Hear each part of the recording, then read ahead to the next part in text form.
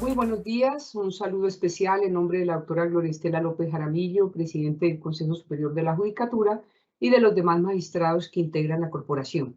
Bienvenidos a esta conferencia virtual denominada Retos planteados con la entrada en vigencia de la Ley 1952 de 2019.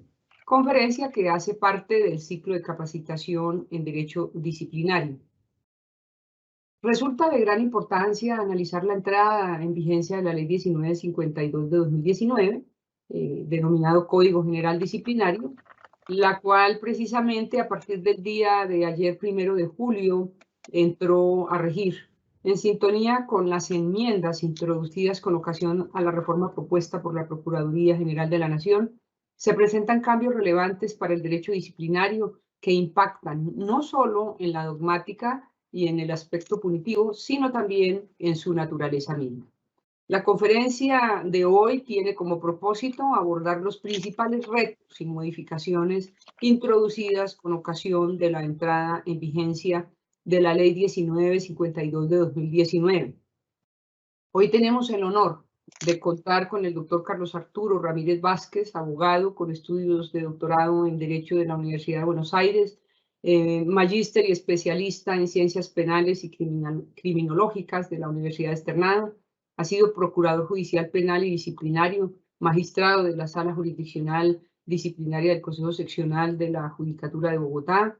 Es formador constante, asiduo de nuestra Escuela Judicial Rodrigo Lara Bonilla, docente universitario y conferencista nacional e internacional en Derecho Disciplinario. Además, es coautor del Código Disciplinario del Abogado y del Código General Disciplinario.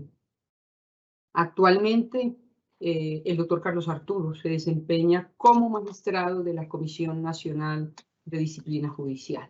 De igual forma, tenemos el honor de contar con el doctor José Adolfo González Pérez, abogado, magíster en Derecho Público, especialista en Derecho Penal y Administrativo, es autor del texto jurídico denominado Derecho Disciplinario y Bien Jurídico y coautor del segundo tomo del texto denominado Debates Fundamentales sobre Derecho Disciplinario.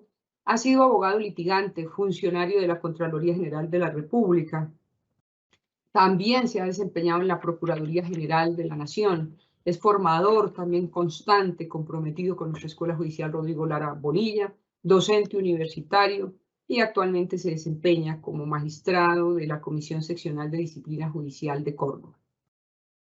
Como ustedes pueden ver, son dos grandes exponentes del derecho disciplinario con una amplísima experiencia no solo en el derecho disciplinario, sino en la academia. Doctor Carlos Arturo Ramírez Vázquez, es un gusto tenerlo nuevamente con nosotros. Bienvenido, tiene el uso de la palabra. Muy buenos días, doctora Mari Lucero. Presento un saludo respetuoso a usted, señora directora de la Escuela Judicial Rodrigo Lara Bonilla. Este saludo también lo hago extensivo a la doctora Gloria Estela López Jaramillo y al señor presidente de la Comisión Nacional de Disciplina Judicial, pero por supuesto a todas las servidoras y servidores judiciales que nos acompañan y al público en general que se han conectado a esta videoconferencia para hablar algunos aspectos sobre la reforma al sistema disciplinario en Colombia. Como el tiempo es bastante limitado y hay que aprovecharlo, vamos entonces a referirnos específicamente a aquellos aspectos que fueron reformados de la Ley 1952 e incluso de la Ley 734 del 2002, que en su contexto y para los que no conocen de derecho disciplinario son fundamentalmente el Código General Disciplinario y el Código Disciplinario Único. Voy a hacer esta intervención teniendo en cuenta el escenario especializado que tiene que ver con la rama judicial y el derecho jurisdiccional disciplinario sobre aquellos aspectos referidos a lo que toca con la jurisdicción disciplinaria y seguidamente abordaré lo que tiene que ver con el derecho llamado doctrinalmente administrativo disciplinario. En primer lugar, lo que buscaba la reforma, hoy ya ley 2094 del 29 de junio del 2021, era fundamentalmente ajustar en parámetros de convencionalidad los procedimientos disciplinarios. ¿Y qué era necesario? Pues lo que era necesario era hacer una división de roles dentro de ese esquema que históricamente y sobre la base de la autonomía que tenía el derecho disciplinario, o todavía goza el derecho disciplinario, justificaba que de alguna manera un mismo funcionario ejerciera todas las tareas dentro del proceso disciplinario. Entiéndase como investigación, acusación, juzgamiento, fallo, inclusive la segunda instancia. La Procuraduría tenía bajo su peso dos fallos, uno nacional y otro internacional. El nacional era un fallo del Consejo de Estado en el cual se decretó la nulidad de una decisión disciplinaria, en el caso del exalcalde de Bogotá, Gustavo Petro, y el Consejo de Estado en su momento confirió un plazo de 2 años para hacer unos ajustes de legalidad en punto de la convencionalidad. Ese plazo no se cumplió en ese término. En ese momento el procurador era el doctor Fernando Carrillo, pero posteriormente la Corte Interamericana de Derechos Humanos profirió otro fallo, pero ya a nivel de convencionalidad con relación al mismo caso, imponiendo al Estado colombiano la obligación de ajustar sus ordenamientos disciplinarios a temas de convencionalidad. Separar roles de investigación y juzgamiento, en primer lugar, entre otras cosas, pero básicamente esta reforma, la de la 2094, esta reforma apunta a hacer esa separación de esas funciones de investigación y juzgamiento. ¿Qué es lo que ocurre con la jurisdicción disciplinaria? La jurisdicción disciplinaria conformada por magistrados, tanto seccionales como de la Comisión Nacional de Disciplina Judicial. En las comisiones seccionales, donde hay varios magistrados, como ocurre en Bogotá, pues al interior del consejo, al interior de las comisiones seccionales, están divididas por unas salas duales. Pero generalmente la composición de las comisiones seccionales de disciplina judicial están conformadas por salas duales. Concepto de sala dual que se reafirma en la reforma a la Ley Estatutaria de la Administración de Justicia. Intentamos extender ese número mínimo, pero finalmente fue voluntad del legislador que mantener el concepto de sala dual. ¿Por qué quiero llegar a eso? Porque ahora, cuando les vaya a explicar qué fue lo que ocurrió con la reforma, van a darse cuenta que en un ejercicio hipotético van a surgir algunas dificultades. Y eso es así. ¿Qué es lo que hace la reforma? Estamos en este momento aplicando la Ley 734 del 2002, en la cual tenemos la opción de acudir a procesos verbales o a procesos ordinarios. Y lo digo opción porque desde el mismo momento en que usted conoce la noticia disciplinaria, usted puede tomar el camino o del verbal o del camino del ordinario, bajo el argumento del tercer inciso que tiene el artículo 175, que habla de el en todo caso. En todo caso, si están los presupuestos para formular cargos, usted puede citar audiencia. Tratando de evitar ese desorden y esa discrecionalidad de la autoridad disciplinaria, la 1952 unifica el procedimiento de esta manera. Establece una etapa escritural de investigación previa e investigación formal, y si se llega a la formulación de cargos, automáticamente se convierte en un proceso oral, verbal. Entonces era un solo proceso dividido en dos grandes etapas, escritural y oral. Sí o sí, y en todo caso, había que hacer la audiencia. ¿Qué ocurre con la reforma de la 2094? La 2094, además de separar los roles de investigación y juzgamiento, revive de la 734 la posibilidad de alternancia entre procesos ordinarios o juicios, ahora se van a llamar juicios ordinarios o juicios verbales. ¿Qué consiste eso?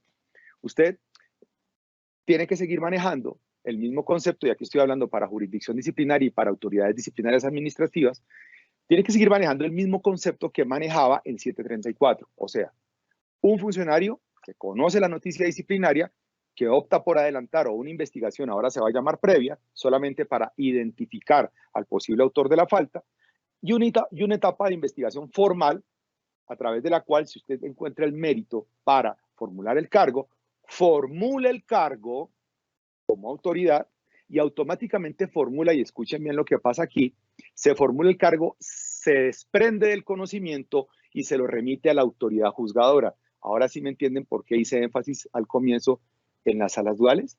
Entonces, bajo esa hipótesis, tendría que tratarse de una autoridad disciplinaria investigadora, acusadora y una autoridad disciplinaria juzgadora. Con el procedimiento propuesto, ya ley, va a ocurrir esto. Se dicta el pliego de cargos por esa autoridad que investigó, lo remite automáticamente a quien debe conocer el juzgamiento y esa autoridad disciplinaria de juzgamiento, que no tiene nada que ver con la autoridad disciplinaria investigadora, tomará la decisión si va a acudir al juicio verbal o al juicio ordinario. Juicio ordinario, que es un juicio escritural. En ese momento se reviven las dinámicas de la 734 porque si ustedes hacen el paralelo entre ese juicio ordinario de la ley 2094 y ese juicio verbal que trae también la misma ley, se van a dar cuenta que tienen muchas identidades con la 734 en cuanto al proceso ordinario y el proceso verbal. Entonces, ¿qué ocurre en ese momento? Recibe la acusación, recibe el pliego de cargos notificado y en ese momento el funcionario de juzgamiento decide por cuál camino opta. Ahí hay una situación que genera bastante inquietud, porque es que la reforma en el parágrafo, uno creería que en debido proceso las lecturas son muy precisas en cuanto a que la definición, si se hace de manera verbal o se hace de manera ordinaria, está prácticamente con la debida antelación reglada. Pero es que resulta que la norma que reformó el procedimiento disciplinario termina facultando al funcionario de juzgamiento para que tome la determinación, eventualmente, a pesar que lo debería hacer de manera verbal, puede exceptuarse o excusarse de hacer el verbal por problemas de logística, por problemas de personal, por problemas técnicos, por el número de disciplinados, por las dificultades que se puedan presentar. Entonces, a través de una decisión motivada, él dice, no lo voy a hacer por verbal, lo voy a hacer por ordinario. Tendrán sus lecturas de constitucionalidad, esperaremos a ver qué dice la Corte Constitucional sobre eso, pero sí queda como una zona gris de discrecionalidad para el funcionario de juzgamiento en la definición si se va a hacer ordinario o verbal. En principio, ¿de qué depende? De las mismas causales de la 734. 1, flagrancia. 2, faltas taxativas, que son las mismas que estaban en 734 y que ahora están en 1952, algunas, pero ¿por qué no se incluyó la falta leve? ¿Pero por qué no se incluye la confesión? Porque resulta que ahora la confesión sí se toma de la 1952 y va a ser el punto de partida y el privilegio que se le da al disciplinado para aceptar inclusive antes de la formulación de cargos con unos efectos favorables en su situación jurídica. ¿Me explico? Si lo hace antes de cargo, 50% de rebaja. Si lo hace después, una cuarta parte también de la rebaja. Entonces, ¿qué es lo que ocurre? Defino cuál de los dos procedimientos voy a optar, ordinario o verbal, discrecionalmente. Si tomo el camino del ordinario, es exactamente lo mismo que ustedes vienen trabajando con 734. Esto es, notificado el pliego de cargos, se vuelve a correr un término a favor del disciplinado, su defensor, para que él manifieste, presente sus descargos, presente solicitudes probatorias y esas pruebas se van a practicar de la misma manera como se hace con un expediente bajo los cauces ordinarios. No pasa absolutamente nada. Esa es toda la reforma, si se le puede llamar de alguna manera, que trae la 2094. ¿Qué ocurre en el verbal? Si yo tomo el camino de hacer el juicio verbal, es exactamente lo mismo como si yo estuviera instalando la audiencia en el proceso verbal de 734. Instalo la audiencia con la posibilidad de presentar una versión libre, de presentar mis pruebas, pero como se mantienen vigentes los artículos de la 1952, hay unos actores que entran en juego en esta audiencia. El primer actor, el defensor del disciplinado. En la 734, modificada por la ley 1474 de 2011, no estaba previsto en el artículo 177 la posibilidad de intervención expresa del defensor del disciplinado. Ahora sí, otro actor, las víctimas relacionadas con temas de acoso laboral y temas de violaciones, faltas relacionadas con las violaciones a los derechos internacionales de los derechos humanos y el VIH. Eso va a tener también otra lectura extensiva en el futuro, estoy absolutamente seguro en cuanto al concepto de víctima en el derecho disciplinario. Este es un camino que queda abierto y que es bastante interesante explorarlo.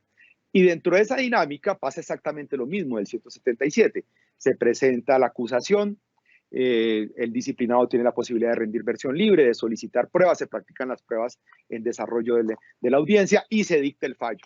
El fallo se lee de manera verbal y ahí en la audiencia pueden pasar dos cosas, que usted, si el fallo es sancionatorio, lo apele y sustente la apelación dentro de la audiencia o dentro de los 5 días por secretaría. Eso es fundamentalmente la estructura general y en pocos minutos de lo que ocurre procesalmente.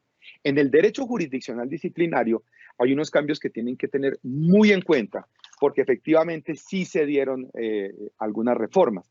El texto original de la 1952 estaba imponiendo un catálogo específico para los jueces de paz. Se retoma la noción de ley 497 del 99 y se maneja el concepto que viene la jurisdicción trabajando en cuanto a que el sistema de faltas de los jueces de paz es la cláusula cerrada y exclusiva de la ley 497 del 99, donde está establecida la sanción de remoción del cargo ante las faltas o conductas que atenten contra las garantías de los que intervienen ante esa jurisdicción. Entonces se retoma el concepto porque había una preocupación en ese sentido. Lo segundo que es importante que tengan claro es que la Procuraduría, en orden a cumplir con el parámetro de convencionalidad, se asigna funciones jurisdiccionales por virtud del mandato legal. ¿Qué significa eso? Que en el ejercicio de esa función jurisdiccional disciplinaria, la facultad legal que está consagrada en esa ley, en esta ley 2094, los habilita para que sus decisiones tengan contenido o revistan contenido jurisdiccional. Eso tendrá que tener también una lectura de constitucionalidad, no solamente de cara a la Carta Política y el Acto Legislativo 02 de 2015 con las facultades que tiene la jurisdicción disciplinaria a través de la Comisión Nacional de Disciplina y sus comisiones seccionales, sino sobre todo en la Ley Estatutaria de la Administración de Justicia, que paralelamente también fue reformada y que el artículo relacionado con el alcance de la función jurisdiccional no fue reformado, salvo para cambiar el concepto sala disciplinaria por comisión de disciplina. Entonces, claro, tenemos una ley 2094 que le da unos alcances o funciones jurisdiccionales a la Procuraduría, pero tenemos una ley estatutaria modificada recientemente y también un acto legislativo donde tiene el sentido y el alcance de función jurisdiccional. En eso hay que esperar el pronunciamiento de la Corte Constitucional, pero por lo pronto y como novedad se trae esa función jurisdiccional, pero además con un plus para las comisiones seccionales y la Comisión Nacional de Disciplina. Y es que esos funcionarios de la Procuraduría que tienen esa función jurisdiccional, solamente de acuerdo a la ley podrán ser investigados por la Procuraduría. Eso también tiene que ser leído de manera sistemática con la ley estatutaria y el acto legislativo, como quiera que la jurisdicción disciplinaria no solamente investiga a servidores de la rama judicial, sino también a quienes ejerzan funciones jurisdiccionales de carácter temporal o transitorio. En este caso podría ubicarse en ese supuesto la Procuraduría o quienes ejerzan esa función jurisdiccional. Importante también destacar el tema de el poder preferente. Por primera vez en el mandato legislativo se establece la posibilidad de ejercer el control disciplinario preferente. En el año 2011 se intentó, pero la Corte Constitucional lo tumbó con el argumento de que no estaba suficientemente reglado y se había diferido al reglamento la definición o alcance del poder preferente. Hoy lo tenemos ya por vía legal y lo tenemos desarrollado ante 3 supuestos, que son básicamente los mismos criterios que tiene la Procuraduría General de la Nación cuando va a ejercer poder disciplinario preferente frente a procesos administrativos disciplinarios. Aquí hay algo muy importante que quiero que tengan en cuenta y es que históricamente quienes hemos ejercido en la jurisdicción disciplinaria sabemos y tenemos claro que la premisa desde el año 2002 era autos interlocutorios, sala, autos de sustanciación o trámite, magistrado ponente o magistrado instructor. ¿Qué ocurre con esta reforma de la ley 2094? Pues imagínense que dice que los autos interlocutorios, con excepción de la autodeterminación, son dictados por el magistrado sustanciador. ¿Qué significa eso? Entonces que los inhibitorios van a ser dictados por ponente, pero además de eso, ojo con lo que les voy a decir, el pliego de cargos. Pues claro, porque si el pliego de cargos es un auto interlocutorio, pues necesariamente el pliego de cargos no va a tener que ir a sala. Hace una salvedad el artículo 63 de la ley, donde dice que reformó el 244 y dice que para la jurisdicción disciplinaria, el autodeterminación y la sentencia van a ser dictados por sala. Entonces, miren cómo enfatiza en que esa terminación anticipada del proceso sea por sala, al igual que la sentencia. Sobre los procesos de la Comisión Nacional de Disciplina Judicial, ratifica que tanto la decisión de terminación o la sentencia será adoptada por sala. ¿Por qué les digo esto? Porque entonces yo por ninguna parte advierto que el pliego de cargos esté ahí. Pero ojo con esto, tampoco los inhibitorios en funcionarios. Entonces, ¿qué es lo que va a ocurrir ahora? De la misma manera como el 103 nos lo permite la ley 1123 a magistrados terminar el procedimiento anticipadamente en casos de inhibitorios o cuando nosotros no adelantamos o ordenamos la investigación disciplinaria de los abogados, pues esas decisiones, según esto, van a poder ser también dictadas con este respaldo legal, y solamente lo que vamos a tener que llevar a sala será los autos de terminación, las decisiones de terminación y las sentencias. Ojo con eso. Seguimos en el tema de las salas duales. ¿Por qué? Porque la misma ley 2094, para cumplir con el cometido de separación de roles, dice que para cumplir con la separación de investigación y juzgamiento, la jurisdicción disciplinaria podrá dividirse en salas o subsalas. Eso es muy fácil hacerlo en una corporación como la Comisión Nacional de Disciplina Judicial por la pluralidad de magistrados. En Bogotá también podría intentarse hacer, en Cali podría también intentarse con la seccional del Valle, difícilmente, pero se podría intentar. Pero, ¿qué pasaría, por ejemplo, en las seccionales como Córdoba, donde está mi compañero de panel, Adolfo, donde efectivamente solamente hay 2 magistrados? Entonces, miren lo que ocurre acá. La reforma no tuvo en cuenta tocar un artículo de la ley 1952 que se refería al proceso verbal, no al juicio verbal. Entonces, cuando toque el artículo, lo que la norma termina diciendo es que le cambia la palabra proceso verbal por juzgamiento jurisdiccional en el artículo 67, pero miren lo que dice. Dice, el procedimiento establecido en este código procede de conformidad con la competencia de la Comisión Nacional o las seccionales. Eso es claro, los destinatarios. El juicio verbal lo adelantará el magistrado sustanciador hasta antes del fallo de primera instancia, y dentro de los 5 días siguientes registrará el proyecto de fallo que será dictado por la sala. Esa norma, con todo respeto, es de absoluta e imposible aplicación. Y lo voy a decir por qué. Si el esquema está formado entre separación de roles de investigación y juzgamiento y son salas duales, un magistrado asume la investigación, acusa y se lo envía al otro magistrado, que es el que va a hacer supuestamente las veces de magistrado de juzgamiento. Si yo voy a aplicar la norma, entonces yo diría, bueno, ese magistrado juzga, pero dice que la decisión tiene que ser por sala. Entonces, ¿cuál va a ser la sala si la sala con la que va a conformar no puede hacer sala porque este compañero de sala fue el que instruyó? Entonces, lógicamente no vamos a poder aplicar esa norma en las comisiones seccionales. Va a ser muy difícil aplicarla, a menos que acudamos al concepto de sala unitaria, lo cual es un tanto exótico y que forzadamente lo aplicamos para los temas de habeas corpus en nuestra jurisdicción. Pero miren que de todas maneras vamos a llegar en algún momento a tener un encuentro entre el que investiga y el que juzga. O sea que esta norma sería interesante cuando la veamos en su práctica. Ahora bien, aquí hablo del tema de en su práctica para que no se preocupen tanto por este tema por ahora.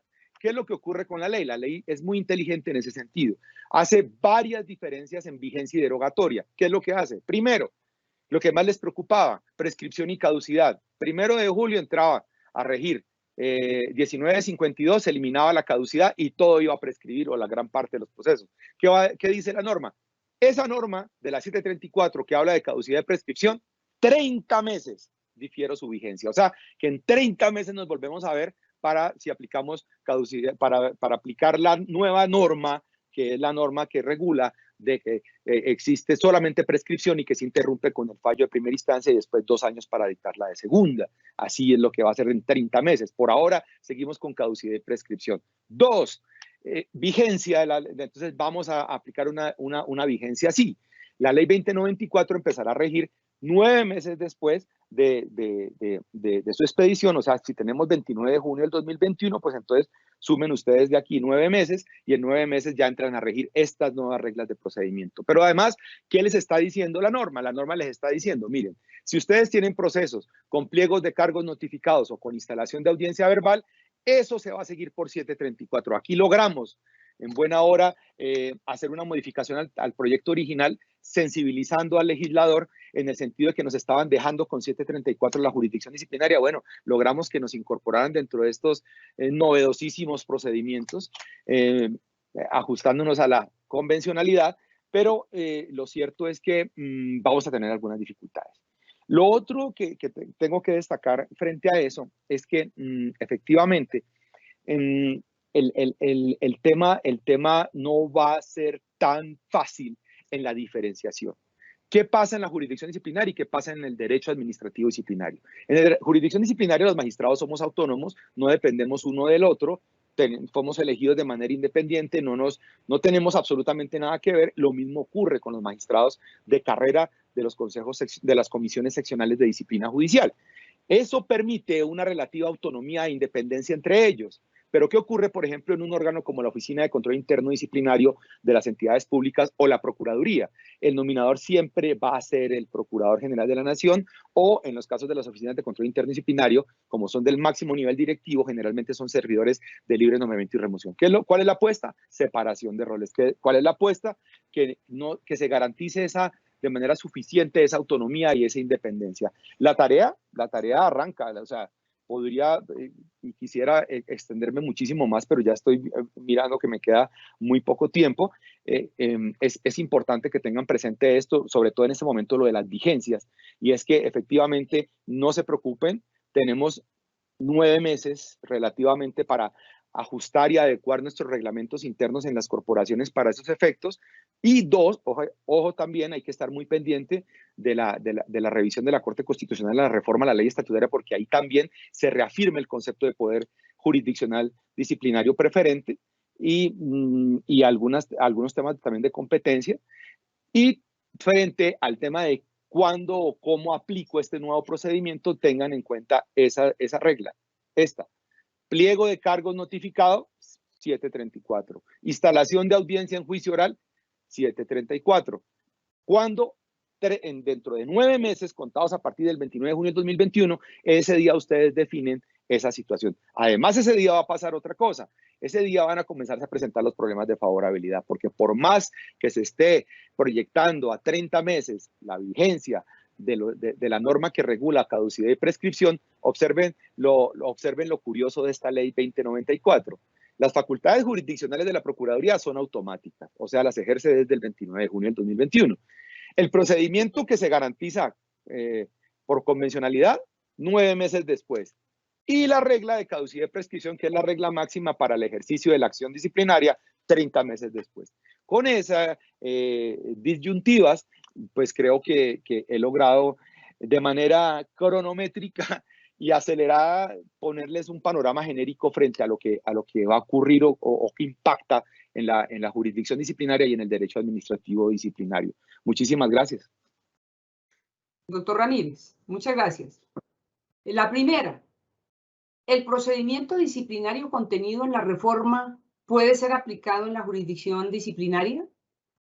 Esa es una pregunta muy interesante, señora directora, porque algunos órganos que ejercen autoridad disciplinaria pensaban que la reforma de la ley 2094 estaba dirigida solamente a la Procuraduría, en el sentido de atribuir las funciones jurisdiccionales y cambiar su procedimiento. Pero cuando ustedes miran el cuerpo completo de la ley, que es modificatoria de la 1952, y la 1952 tiene un capítulo especial para la jurisdicción disciplinaria, pues por supuesto que este procedimiento hay que aplicarlo a la jurisdicción disciplinaria. Las dificultades se van a presentar en las salas duales, como quiera que ese procedimiento, como está diseñado y previsto, tiene unas etapas en las cuales el magistrado instructor va solo y en otras va acompañado de la sala. Concepto que va a ser de difícil aplicación en esas salas duales en las que pues, un magistrado investigaría y acusaría y el otro magistrado juzgaría.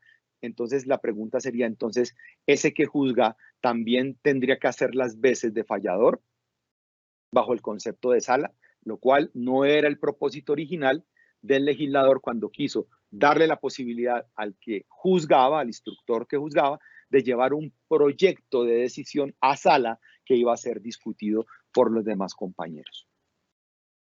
Doctor Ramírez, Según la reforma disciplinaria, la Comisión de Disciplina Judicial puede investigar a servidores de la Procuraduría que ejerzan funciones jurisdiccionales.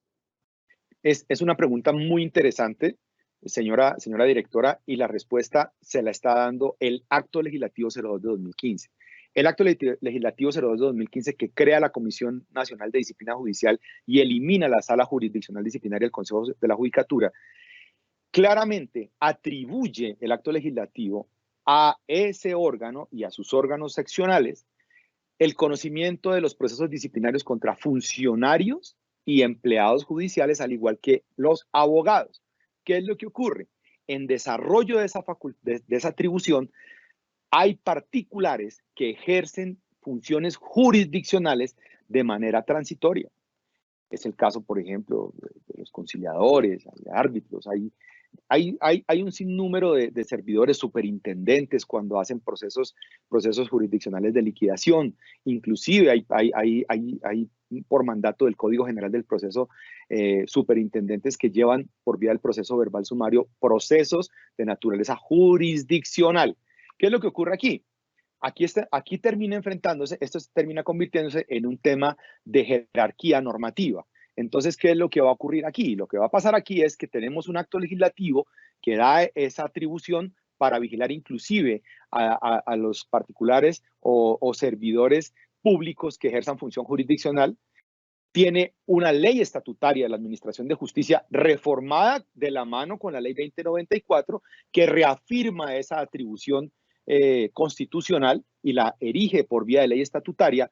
Y finalmente tenemos un código operativo procesal que le está dando esa facultad a la Procuraduría. La pregunta va a ser, entonces, ¿qué se privilegia? Por supuesto, ustedes tienen la respuesta, no lo voy a decir yo, pero ustedes ya mismo tienen su propia respuesta y eso pues no tiene lugar a ninguna discusión. Es claro, en la ley 2094 en señalar de manera taxativa y expresa que el conocimiento de los procesos disciplinarios, inclusive contra los servidores de la Procuraduría que ejercen funciones jurisdiccionales, es exclusivo de la Procuraduría. Pero por encima de la 2094 hay una ley estatutaria de la Administración de Justicia que es desarrollo de un mandato constitucional. Esa es la gran pregunta. Y la gran respuesta es que de acuerdo a la voluntad del constituyente, existe un órgano jurisdiccional disciplinario especializado que se llama Comisión Nacional de Disciplina Judicial y Comisiones Seccionales de Disciplina Judicial. Este es un mensaje para los magistrados de las comisiones seccionales para que pongan el ojo frente al ejercicio de los procuradores regionales y de los procuradores provinciales en el territorio de su jurisdicción. Muchas gracias. Doctor Ramírez, por su muy clara, precisa, técnica y ponderada explicación acerca de este tema tan importante. Seguidamente le damos paso al doctor José Adolfo González Pérez. Es un gusto tenerlo con nosotros, doctor González. Bienvenido, tiene el uso de la palabra.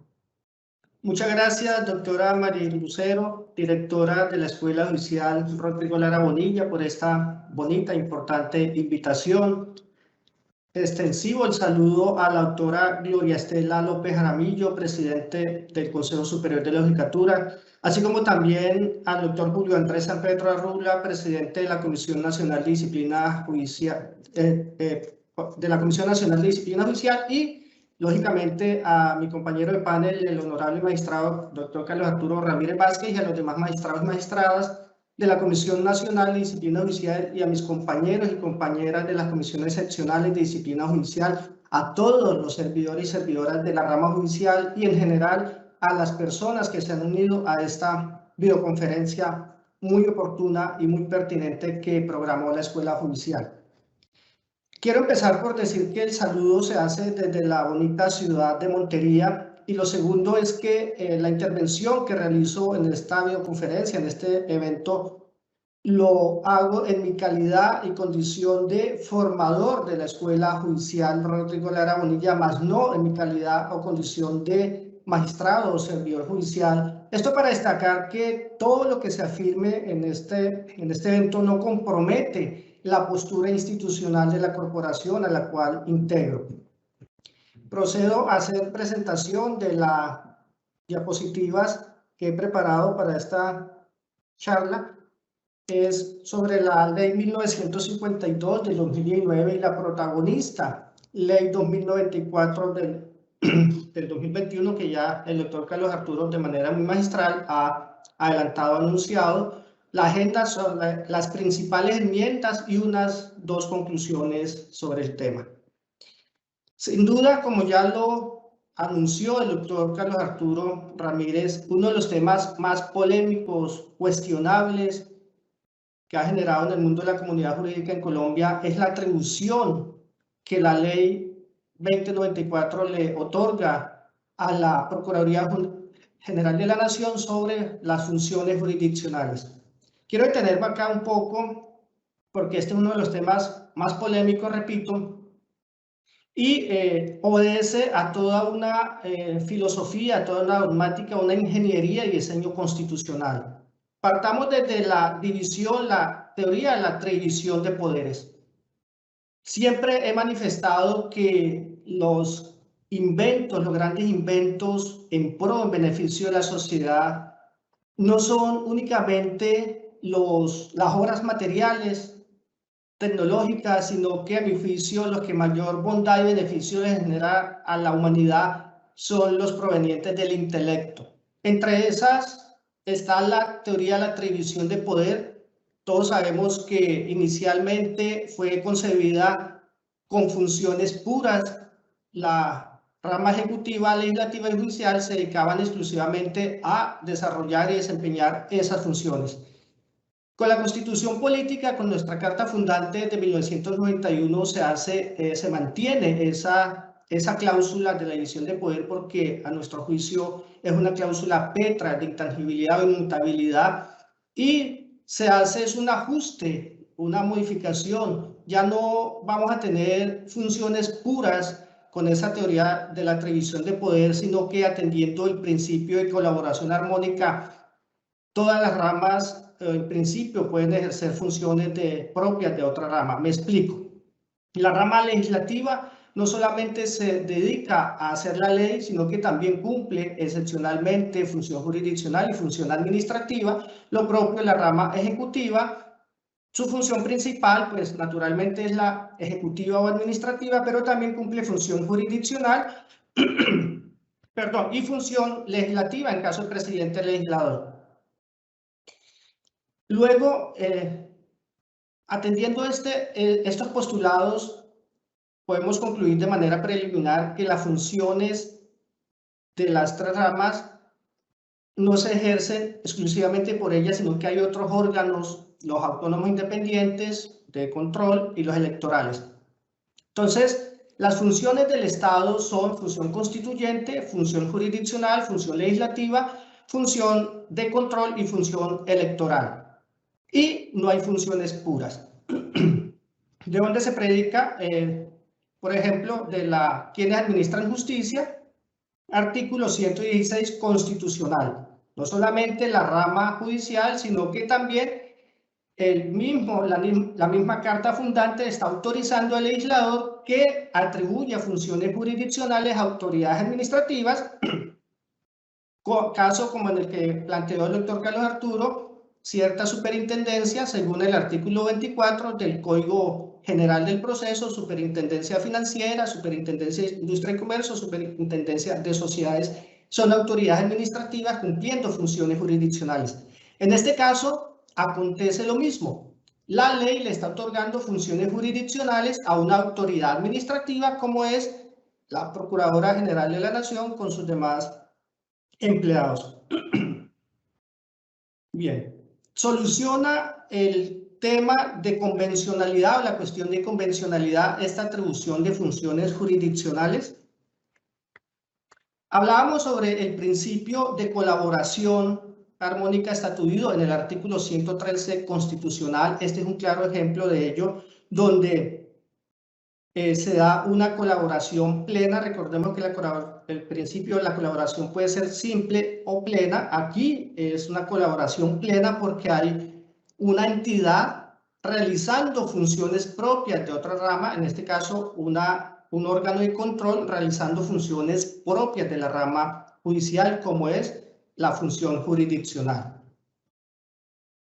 ¿Qué pasa? Se busca, todos sabemos cuál es el origen de esta enmienda. Se busca el cumplimiento, hacer un ajuste, como lo dijo el doctor Carlos Arturo, a la convencionalidad, a las normas, los parámetros de la Convención Americana de Derechos Humanos. Precisa exactamente el artículo 23.2 de dicho estatuto, en donde regula el derecho humano a elegir y ser elegido, y dispone que solamente puede ser limitado o restringido por juez competente en proceso penal. Aquí se han dado cualquier cantidad de discusiones al margen de ese dispositivo jurídico y se han realizado cualquier clase también de interpretaciones en donde se dice es que esa norma no se puede interpretar de manera exegética o restringida, de que sea solamente juez de la República y un proceso penal, ya que la Procuraduría administra justicia materialmente, así lo ha reconocido la Honorable Corte Constitucional, y el proceso penal no se debe entender un proceso penal de la jurisdicción penal, sino parte del ius puniendi, que hace parte el derecho disciplinario. Quiero aquí aportar mi postura personal, repito, como formador. A mi juicio, no resuelve el problema, no es convencional, en la medida en que recordemos que, atendiendo el principio de interpretación pro persona consignado en el artículo 1 y artículo 2 de la Constitución Política de Colombia, todo precepto normativo, toda estipulación normativa debe ser interpretada cuando se trate de garantizar derechos de las personas, acorde con el principio de dignidad humana, entendido en términos kantianos, como que la persona debe ser tratada siempre como un fin en sí mismo, nunca simplemente como un medio para alcanzar fines. Debe ser interpretado, repito, en aras de garantizar esos derechos de las personas cuando se trate de ampararlos. Y en aquellos eventos en que el dispositivo se dirija a restringir los derechos, debe hacerse una interpretación que en menor medida los afecte. Por tanto, considero que y muy respetuosamente sé que aquí hay debate tiene de todos las aristas, pero la postura mía es que debe interpretarse de la manera restringida ese precepto normativo. Por otra parte, se mantiene la Procuraduría General de la Nación la función de investigar, sancionar, inhabilitar a servidores públicos de elección popular. Se pregunta en la presentación cláusula constitucional pero inconvencional. Resulta que el bloque de constitucionalidad en ocasiones no presenta coherencia interna plena ni se cohesiona pacíficamente. Es lo que se denominan los conflictos normativos, las antinomias, que ya el doctor Carlos Arturo tocó, planteó unas importantes antinomias tratándose de que la Procuraduría, si bien se atribuye esa función jurisdiccional, pero el legislador en la 2094 dispone la fuga, es decir, los empleados de la Procuraduría General de la Nación que ejercen la función jurisdiccional quedan fugados del escrutinio de la jurisdicción disciplinaria a cargo de la Comisión Nacional de Disciplina Judicial y las correspondientes comisiones seccionales. Destacar también entonces que esa atribución de función jurisdiccional es única y exclusivamente para la función misional de la Procuraduría General de la Nación en la disciplinaria, más no en la preventiva ni en la de conciliación. Solamente la función disciplinaria es la que se le atribuye la función jurisdiccional. Esto significa que la Procuraduría General de la Nación sigue manteniendo nichos de función administrativa y desde ayer empezó a mantener nichos de función jurisdiccional. Tiene esa dualidad de funciones en cabeza del procurador provincial, procurador regional, procurador delegado y la misma Procuradora General de la Nación. Bien, retomando entonces lo de los servidores públicos de elección popular, a mi juicio, es constitucional, ¿sí? La respuesta es sí. ¿Por qué? Porque el artículo 277.6 de nuestra Carta, pues le otorga de manera clara, precisa, indiscutible, la esa atribución, pero de acuerdo al 23.2 se puede cuestionar. Aquí no se trata, la discusión no se trata de qué es más importante, nuestra carta fundante o la convención, cuál pesa más. La Honorable Corte Constitucional ha sostenido en múltiples sentencias que no se trata de que alguna de las dos pese más, sino de armonizar esos dispositivos en pro de la garantía de los derechos de las personas, los derechos humanos fundamentales, constitucionales, convencionales. Las lecturas que se le da al derecho moderno no se trata única y exclusivamente de la constitucionalización del derecho, sino ahora de la constitucionalización, convencionalización del derecho. La ley 2094, a mi juicio, fue atinada en la medida en que supera el sistema inquisitivo. Esa separación de las funciones de investigación y juzgamiento es acertado, a mi juicio. Muy bien lo explicó el doctor Carlos Arturo. Va a traer dificultades en la praxis, tanto que tenemos que ajustar las diferentes dependencias, pero es sano, a mi juicio es sano, y esto sí es un ajuste verdadero de convencionalidad. A título de anécdota les cuento que muchas veces los recursos de apelación contra las sentencias dicen, no, pero es que ya sabía que usted me iba a sancionar, bueno, etcétera, etcétera, se evita todas esas situaciones. Elimina procesos de única instancia, también es de recibo ese tema de no es convencional el proceso de única instancia, puesto que si recordamos el artículo 8º, numeral segundo, literal H, reconoce la Convención Americana como derecho humano de la persona recurrida ante un tribunal superior, y no obstante el artículo 31 de la Constitución Política de Colombia habilita al legislador a establecer procesos de única instancia, pero celebro este cambio porque no deben ser de recibo procesos de única instancia en el marco del ius puniendi del Estado. Entonces también ahí puede haber una muy buena salida. En torno a los procedimientos diversos, ya el doctor Carlos Arturo lo expuso, un juicio ordinario y un juicio verbal. ¿Por qué destacamos el juicio verbal? Aquí rápidamente no me voy a detener porque ya el maestro Carlos Arturo lo expuso. Hay un retroceso en términos de procedimiento a la ley 734 del 2002, con ese procedimiento ordinario y el verbal. Cambian las causales del juicio verbal, ya quedan 3, como lo expuso el doctor Carlos Arturo: la flagrancia, falta leve y las numerales taxativos de la gravísima. Yo celebraba, estaba muy contento con la ley 1952 en el tema del procedimiento, porque siempre he sido un enamorado del proceso verbal. ¿Y por qué? Porque siempre he hecho la pregunta, ¿cuál es el mayor beneficio o bondad de la oralidad de los procesos en audiencias? Y no es otra, bueno, celeridad, sí, se gana en términos de celeridad, pero a mi juicio el mayor beneficio es la inmediación. Por eso celebré la enmienda con la 1952, porque es que la inmediación, que el juez, que el decisor judicial, que la autoridad viva la audiencia, es muy importante, es muy importante. Incluso yo quería que fuera mucho más allá, que la segunda instancia también fuera con temas de oralidad, de audiencia, y no escritural como en todos los sistemas se da. Pero bueno, eso es por cuestiones de logística, etcétera, etcétera. Pero retomamos el juicio ordinario y el juicio verbal con las implicaciones que el doctor Carlos Arturo expuso, que queda a discrecionalidad de la autoridad del decisor judicial escoger si se va por el ordinario o por el verbal, con esas excepciones que aplica. Esto es novedoso, la complejidad del tema, el número investigado, el número de cargos formulados, la incipiente formación en torno a personal o medios tecnológicos de la entidad. Entonces vamos a ver muy pocos juicios verbales, demasiado pocos, y no como con 734, que generaba nulidad si se adelantaba un proceso ordinario cuando se cumplía alguna de las causales del verbal, también establecidas con la ley 1474 del 2011.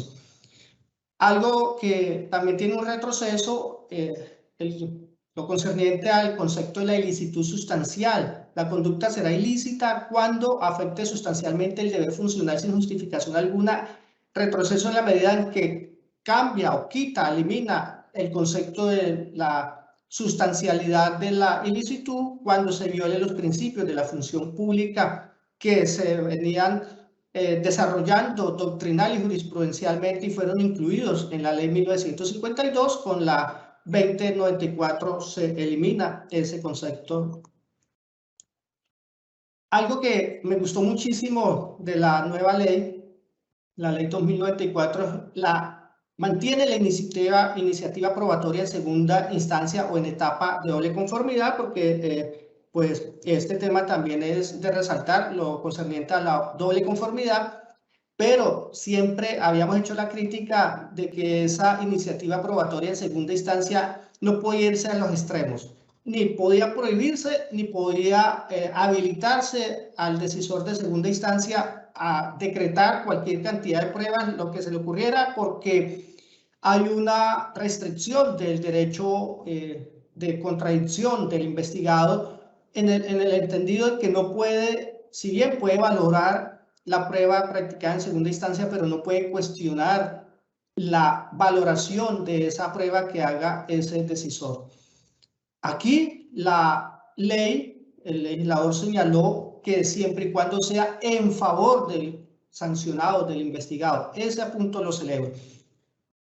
El nuevo estatuto elimina la caducidad de la acción disciplinaria. Ya este tema mantiene la eliminación de la caducidad de la acción disciplinaria. Recordemos que la ley 1952 elimina esa caducidad y se mantiene con la 2094 la caducidad de la acción disciplinaria. Para poner un contexto, fue un trasplante jurídico que se realizó desde la ley 610 de 2000, que es la del proceso de responsabilidad fiscal, donde se regula la caducidad de la acción y la prescripción de la responsabilidad fiscal. Fue introducido en disciplinario, nunca se había hablado de caducidad, solamente hasta el año 2011 con la ley 1474 empezamos a hablar de caducidad y prescripción, y ese fue el tema polémico que el doctor Carlos Arturo expuso, que si el 1 de julio del 2021 hubiera entrado en vigencia a regir la ley 1952, seguramente se hubieran prescrito cualquier cantidad de investigaciones disciplinarias, por cuanto se eliminó el concepto de la caducidad.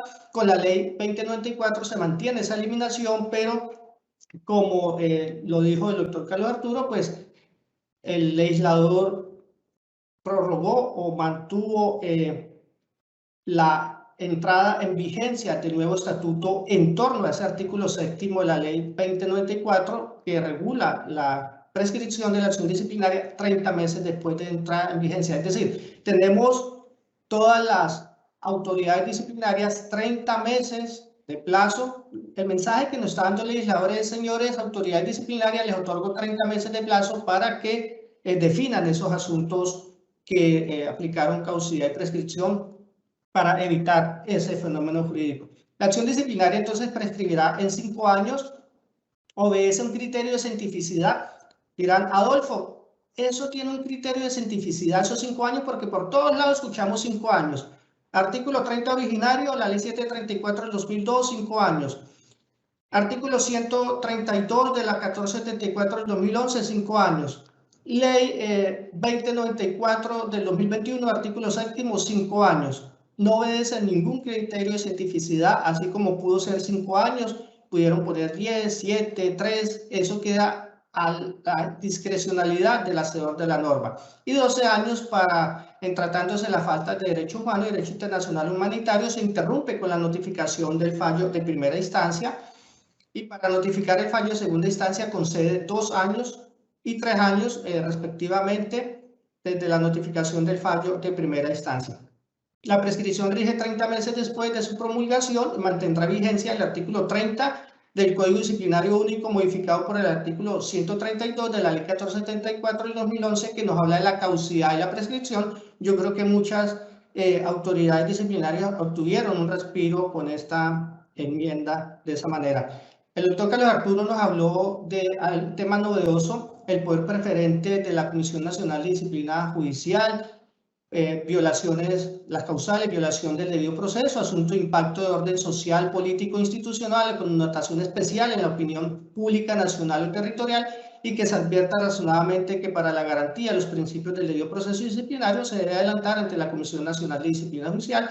A mi juicio es una estipulación normativa muy buena. La viví en la Procuraduría General de la Nación cuando fui funcionario de la Procuraduría General de la Nación y sirve demasiado, entonces celebro, así como también se le da funciones de Policía Judicial a la Comisión Nacional de Disciplina Judicial, y la reforma entrará a regir 9 meses después de su promulgación, tal y como lo destacó el doctor Carlos Arturo Ramírez. Se deroga la consulta.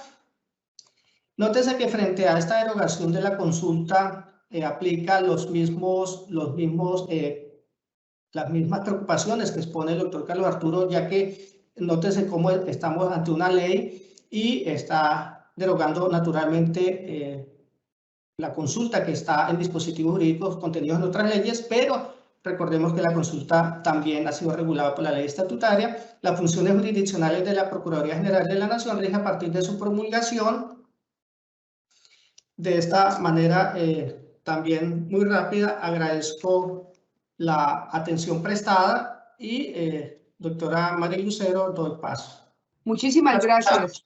Perfecto. Muchas gracias, doctor José Adolfo González, por su muy clara intervención y explicación acerca de este tema. Vamos al fragmento de preguntas, doctor González. La primera. ¿Puede decirse que el derecho disciplinario se ajusta a la Constitución política, pero resulta contrario a la Convención Interamericana de Derechos Humanos?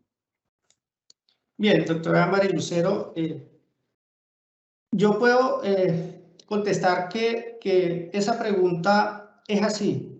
El derecho disciplinario se ajusta a nuestra Carta Fundante, como lo explicaba en la ponencia, empezando por ese artículo 277.6 superior que le otorga la competencia a la Procuraduría General de la Nación para investigar y sancionar a servidores públicos, inclusive elección popular, por un lado, pero a mi juicio resulta inconvencional con el artículo 23.2 de la Convención Americana de Derechos Humanos, tal y como lo expuse.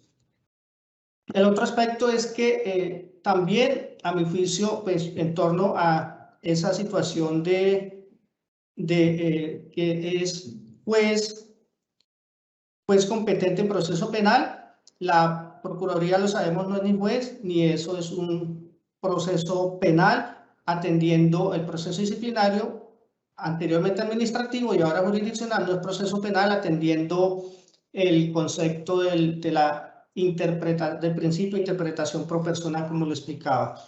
En torno, disculpe, doctora María Lucero, en torno a los demás, sí presenta la nueva ley un avance, en realidad un buen avance en torno de la convencionalidad, lo que es la doble instancia, lo que es la doble conformidad, lo que es la separación de las funciones de investigación y juzgamiento, también reporta un gran avance en términos de convencionalidad. Siguiente pregunta, doctor González. En definitiva, ¿cómo queda regulado lo concerniente a la caducidad y prescripción de la acción disciplinaria?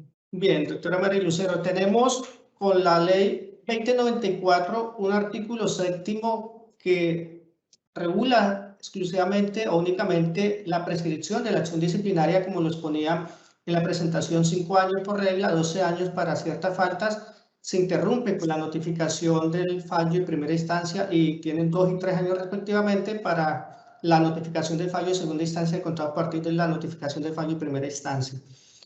Pero el mismo legislador dispuso que ese precepto normativo entrara a regir 30 meses después de la promulgación de esta ley, y entonces queda vigente el artículo 132 de la ley 1474 del 2011, que modificó el artículo 30 originario de la ley 734 del 2002, lo que significa, doctora María Lucero y a la persona que hizo la pregunta y todos los que están unidos en la videoconferencia, que mantiene la figura de la caducidad y la prescripción de la acción disciplinaria de 5 años, más 5 años, casi prácticamente 10, hasta 30 meses después, que ya empieza así a regir lo concerniente a la prescripción de la acción disciplinaria. Entonces, de esa manera quedó ese tema. Muchas gracias, doctora Mari Lucero, y a todas las demás personas. Nuestro agradecimiento especial a los doctores Carlos Arturo Ramírez Vázquez y José Adolfo González Pérez por sus claras y ponderadas explicaciones sobre los retos planteados con la entrada en vigencia de la Ley 1952 de 2019, los cuales permitieron aclarar múltiples interrogantes presentados por las modificaciones realizadas en esta norma, partiendo desde el proyecto de ley propuesto por la Procuraduría General de la Nación, así como la intención de cumplir con los estándares internacionales propuestos desde la Convención Interamericana de Derechos Humanos, que sin duda impactan sustancialmente su naturaleza. Agradecimiento especial también a los servidores y servidoras judiciales que nos han acompañado y a todas las personas que de alguna manera actúan en el sector justicia y que se conectaron a esta conferencia. Y a propósito del tema de hoy, nos despedimos con una frase del reconocido filósofo y jurista francés Charles Louis de Montesquieu. Las leyes inútiles debilitan a las necesarias. Muchas gracias.